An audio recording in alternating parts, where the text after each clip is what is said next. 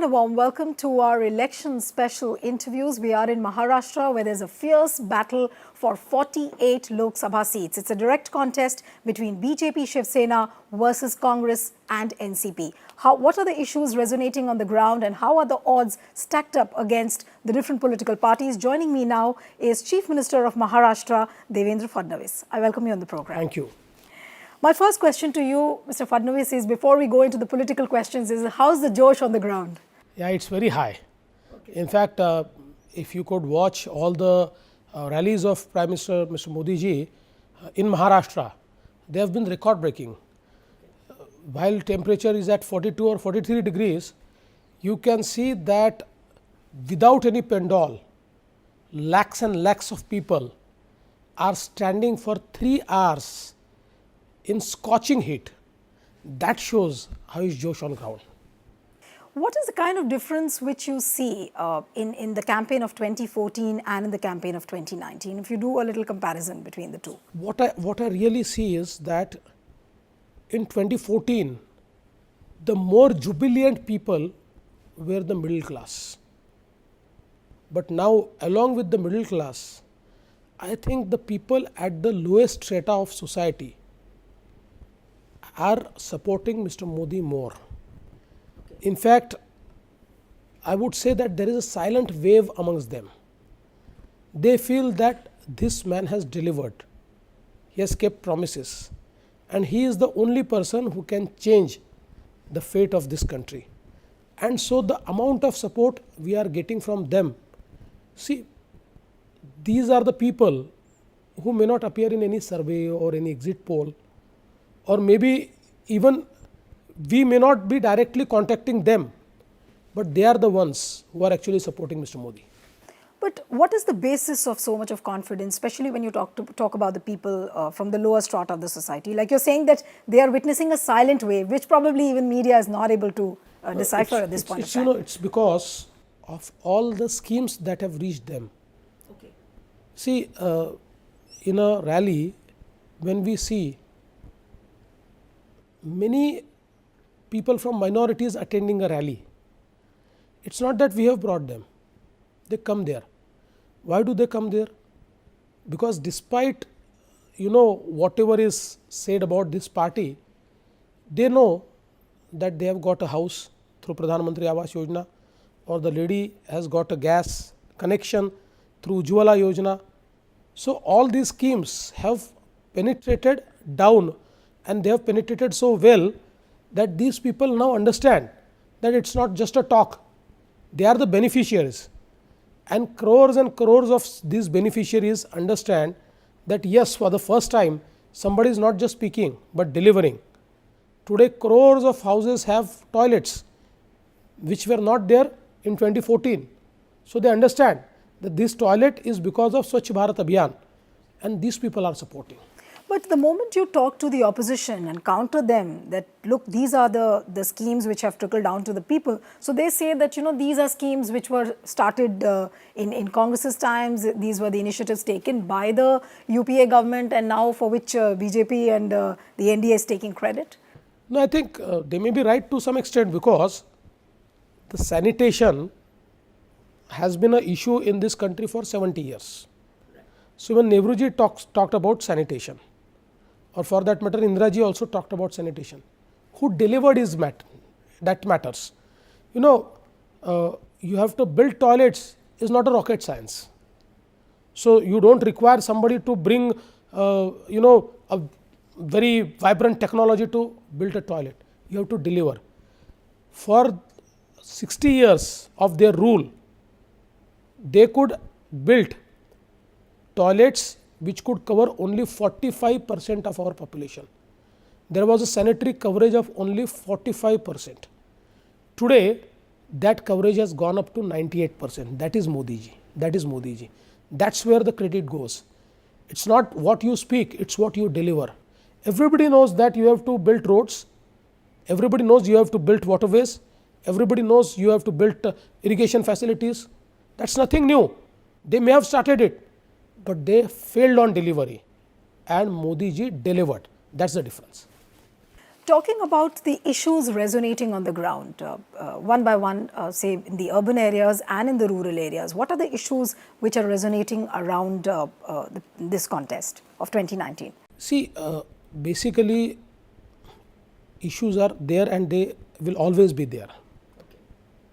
What I'm talking about the poll issues. Yeah, I'm telling you that I'm telling poll issues. What we could find now is, on one hand, people feel that this government has delivered and the intentions of government are good, and if something has not happened, then it is only Prime Minister Modi ji who can deliver it. On the other hand, there is a huge amount of patriotism, nationalism which we could see on the ground. People feel that for the first time, India is standing tall, India is looking up. People feel the way surgical strike or air strike have happened, for the first time, India does not look a weak country, but it looks a very strong country. And there is a huge sense of nationalism and patriotism amongst the people which I can find on the ground. So you see that there is, what you are saying and what I understand from you is that there is a double narrative of patriotism as well as the development. Absolutely.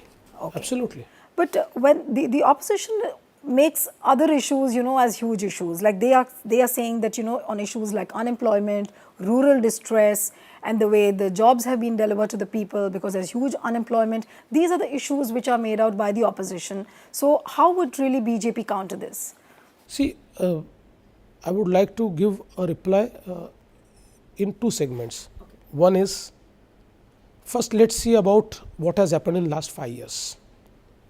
If you look at the NSSO survey, or if you look at the EPFO survey, or if you look at the survey conducted by CII, which is about SME, all surveys are showing robust growth in the job market. In just 6 months, NSSO shows new accounts which are opened to the tune of 89 lakh in 6 months. Or if you look at CII survey in SME, they show a robust growth in the job market. So I think when you talk about joblessness or jobless growth, or people are not getting jobs, let me tell you, India is growing at 7%. Now when we talk about growth, what is growth? What is GDP? It's goods and services which are manufactured or created in a country. Now in our economy, 60% is service sector. When goods and services are developing at 7%, tell me, how can there be a scenario where there will be no jobs? Especially service sector is a sector which operates only through jobs. It operates only through creation of jobs. It's all around the world, it's the biggest creator of jobs. So on one hand, if we are the fastest growing economy with robust service sector, how can jobs not grow? So these all are, political gimmicks which they are trying to play without giving any statistics, without giving any data. On the other hand, I would like to ask, have they given any alternative? Now, what is the alternative of Mr. Rahul Gandhi? That we will give 20 lakh government jobs, 20 lakh government jobs. And it's like a, advertisement where on footnote you say conditions apply. So what he says? We will tell the state governments that fill all your vacancies. So central government is not going to do anything. If he is voted to power, he will tell Maharashtra, you fill vacancies, he will tell Odisha. How can you make such fool of people? You are fooling people. So you don't have any program. Okay, if they say that look, the job growth is this and we will take it to this, and this is our strategy. They have no strategy. But Mr. Fadnavis, whenever you throw data of jobs and the way the service sector is growing, the GDP, the growing economy, opposition will always come back at the media saying that you guys did not report that Modi ji is not letting the institutions grow. The data is being hidden by the government institutions. So how does the government counter this? One thing is that in this country, we have created independent institutions, and these institutions have been working for so much of time. No government has been able to fudge the data, and whenever any government has tried, it has failed. And let me tell you, forget the institutions in India. Why does IMF says that India is the fastest growing economy? IMF has its own sources, they have their own data, they have their own samples. Why does our rating is kept high by Moody? Why does all the international institutions who matter in the fiscal world say that India has surpassed China in the growth rate? All of them say one thing, and you are actually negating that. You are saying all of them are speaking falsehood, and only what Mr. Rahul Gandhi or Mr. Sharad Pawar or all those people from the opposition, they say that is right. They should come with real data. Let them bring the data from any credible institution. We are ready to debate. They have no credibility, they have no credible institution. It's only when you have no credibility, you can speak anything, they are speaking anything. You just spoke about this coalition of Congress, NCP and other parties which have come together. Does it worry BJP Shiv Sena at all, the way this coalition has bandied together for this election? No, we are absolutely not worried. BJP Shiv Sena is such a combination on the ground that we will rout them. Mark my words, we will rout Congress NCP from Maharashtra. But obviously opposition will say that, you know, we've seen a embittered enmity between BJP and Shiv Sena for the last almost 2 years or 3 years. There's been a muscle flexing almost constantly between BJP and Shiv Sena. So do you think that the cadres of both the parties can really join hands with the kind of bitter feelings which we have seen in the past? And always Shiv Sena has tried to be the big brother for the BJP? No, I think the cadre has already started working.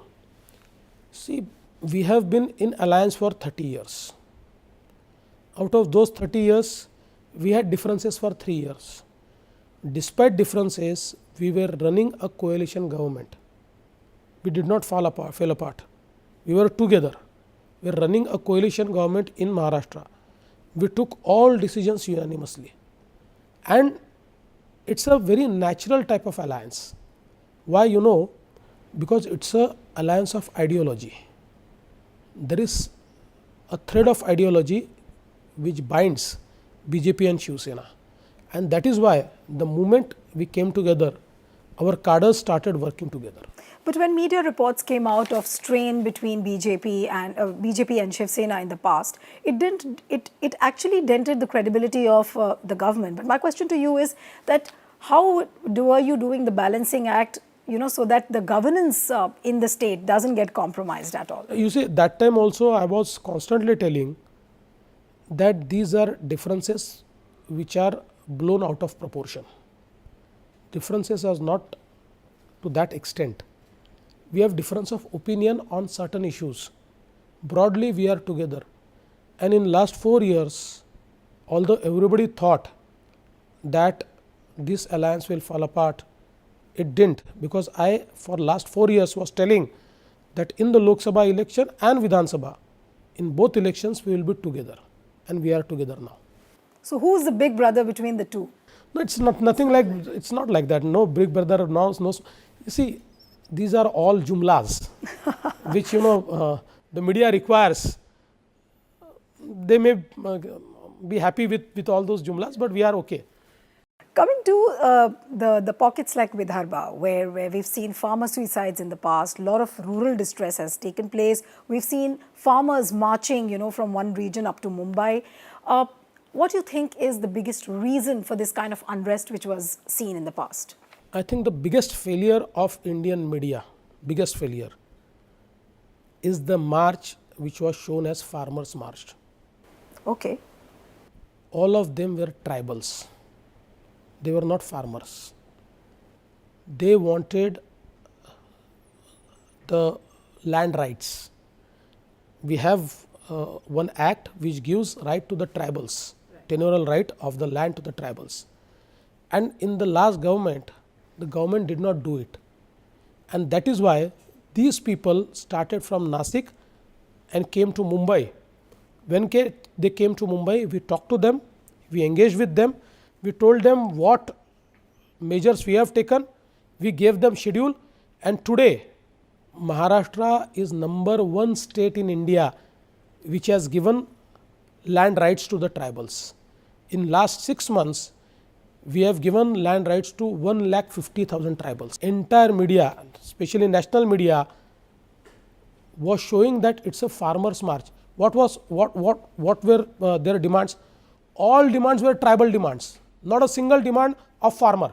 So you agree that there could have been better communication on the part of the government at that time to project that this is not a farmers' unrest, this is an issue which is related to the tribals?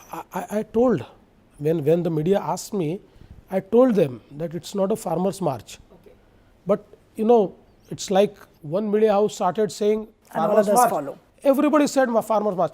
I would say that's the biggest failure on the part of media, biggest failure, that they didn't even understand that the coming people are tribals, they are not farmers, they don't have land, they have not been farming, they did not know. So because of this wrong reporting on the part of the media, you felt that the image of the government really got dented at that point of time, or you've come out of it? No, I think that the way we handled, because the media was sensing that there will be huge issue in Mumbai and lot of things would happen in Mumbai.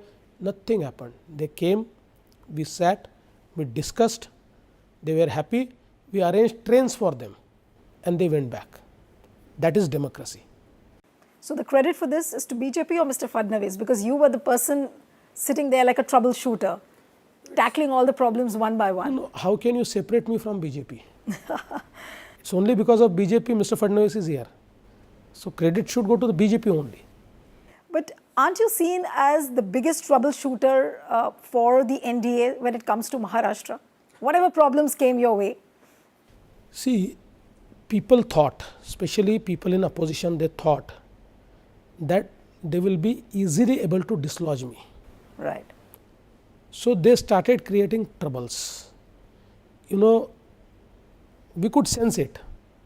So one after other, they started instigating people, bringing communities in front of each other. Lot of backroom maneuvering was going on. But those who were loyal to the cause, when they engaged with us, they found out that we are also loyal, we are also having good intentions, and we solved their problems. And that is why we could do the troubleshooting. You cannot troubleshoot just by politics. You have to deliver, and through delivery you can troubleshoot. That's what we could do. About the farmers' marches, you said that you were able to contain the problem because it was an issue related to the tribals, which you resolved, you engaged in talks and it got sorted out. But what about issues like the way the caste factor played out? Because we saw a Maratha agitation, the OBC agitation, and the way Prakash Ambedkar, who is part of this Vanchit coalition now. What kind of an impact is this going to have in the coming elections? I don't think it will have a major impact. Okay. So far as Maratha reservation is concerned, we appointed a backward class commission. Its report was accepted. The report was converted into a law. Act was enacted, and we have given reservation to the Maratha community.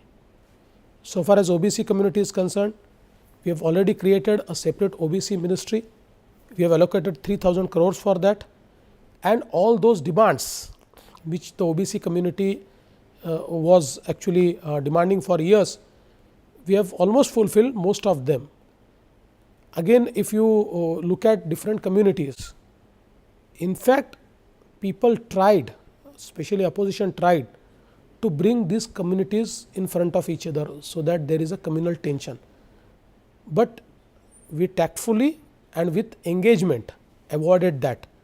We told them that it's not good for our state that two communities come in front of each other and create a communal tension. And fortunately, they also agreed. So nothing happened. We engaged with them, and we could actually address their issues. So far as Mr. Ambedkar is concerned, he has created this Vanchit Aghadi. Who he calls Vanchit? Who are they? These are small in the sense small by population, small communities from OBC, which were ignored by the earlier government. They were originally a vote bank of Congress NCP, but with the ignorance which they could, or with what treatment they got, they actually parted from Congress NCP. A big chunk of them came to BJP and the rest went to Vanchit. So how do you see the division of votes or the vote transfer happening? If you're saying that, that was the vote bank of the Congress and the NCP, which Ambedkar now is trying to consolidate through these small groupings, how do you see the votes being divided? Does BJP Shiv Sena stand to gain from it, or the benefit goes to the Congress and the BJP, NCP? One thing is sure, that those who have been diverted to Vanchit will dent Congress NCP, that is for sure. But at the same time, we are not looking at division. We are looking for a positive vote, a vote on what we could do. We are going to people, we are telling them what we did, and we are asking for a positive vote. But why do you think, despite all the development which has happened for the past 5 years and the way the delivery schemes have reached the people, why do we see a reinvigorated opposition? All of a sudden, we see a spring in the feet of Congress and NCP, and elsewhere, if you see across the states, the way Samajwadi Party and the BSP have come together, state-specific alliances. So the opposition looks very invigorated. What's the reason? What is your assessment? What I feel is, the opposition is frustrated. Okay. Opposition is fighting like it's their last battle. With what Mr. Modi ji could achieve in last 5 years, the opposition, especially those parties which could not see eye to eye, which could not even meet face to face, are coming together. Credit should go to Mr. Narendra Modi. It's only because of him that they felt, come together. They felt that now their existence is in question. But howsoever alliance they built, it's a very artificial alliance. There is no common thread. The only common thread is opposing Mr. Modi, and people in this country would not like that. So this opposition, I would say, is a very frustrated opposition. See what Mamta Didi is saying. Is she telling how she will run country? No. She says, we don't want Modi. What Mayawati ji or Akhilesh ji are saying, are they telling how would they run this country, what schemes they would bring, what changes they would? Congress is talking about the Nyunatam Aay Yojana, Nyay, which that's the, I think, biggest thing which they have. I mean, Congress has fooled people for years together, but this is the biggest attempt of Congress to fool the people. Now, when they say that Nyay, people have asked them time and again that from where are they going to bring these resources? With 20 or 25 lakh crores of budget, if every year you say that we will spend some odd 4 or 5 lakh crores which are non-productive as doles, is this country going to survive? And what about rest of the population? They do not have a clear answer on whether they remove the subsidies. See, I saw one of the interviews or one of the talks by Mr. Kapil Sibbal, where he said, we are not going to start it immediately. There will be a pilot project, then it will be actually taken to one state, and in 3-4 years we will take it to the entire nation. This itself explains that they have no idea. We are a party which is going to come to power. We have to be responsible in giving assurances to people. They know that they are not going to come to power. Tomorrow Rahul Gandhi ji may also say that I will build Taj Mahal for every Garib, I will give a swimming pool to every middle class. They can say that. But Where is the credibility? Just tell me, any single person have you find on ground saying that yes, I believe that Rahul ji will give me 70,000? Not a single person.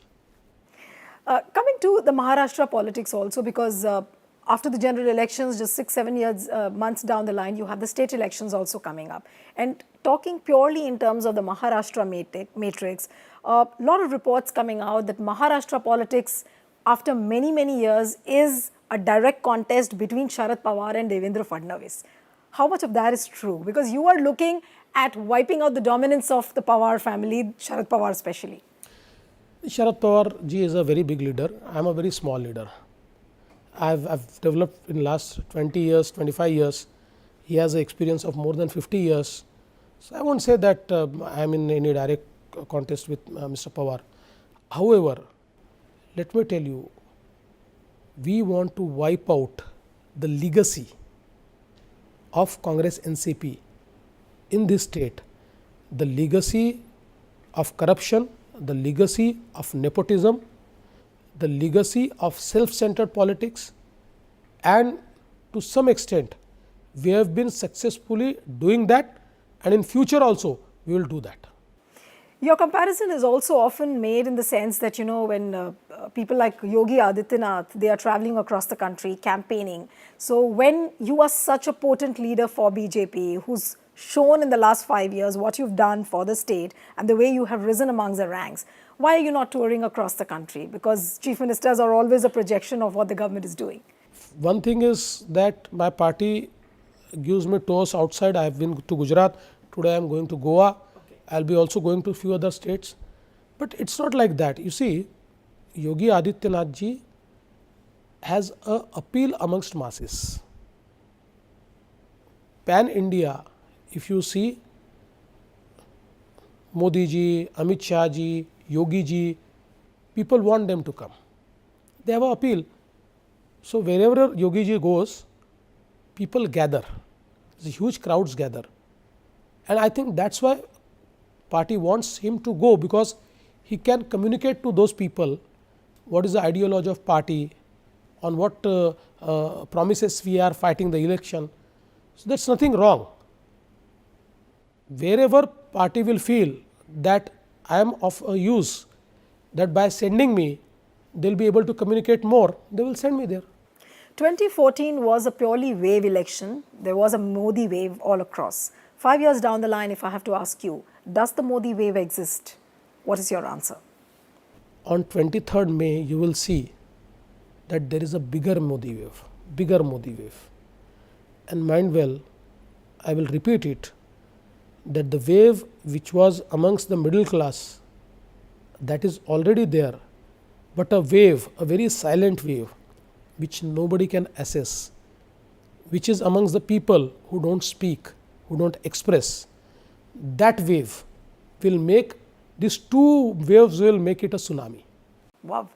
Mr. Fadnavis is going to deliver how many seats in Maharashtra for BJP? Our best was the 2014. We got 42 seats, BJP, Shiv Sena together.